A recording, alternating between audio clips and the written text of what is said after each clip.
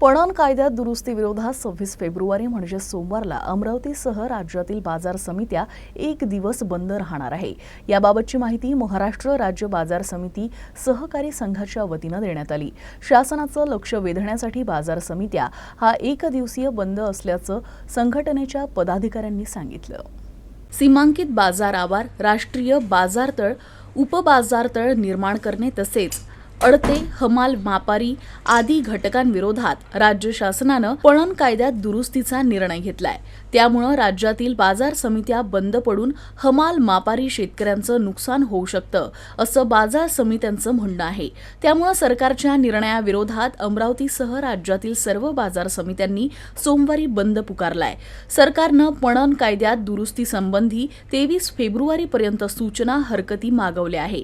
कृषी उत्पन्न पणन अधिनियम 1963 मध्ये प्रस्तावित बदल होऊ नये, 2018 चे महाराष्ट्र विधानसभा विधेयक क्रमांक 64 अन्वये सुरू असलेले बदल करण्यात येऊ नये अशी मागणी महाराष्ट्र राज्य बाजार समिती सहकारी संघानं केली आहे। शासनाचं लक्ष वेधण्यासाठी एक दिवसीय बंद पुकारण्यात आला।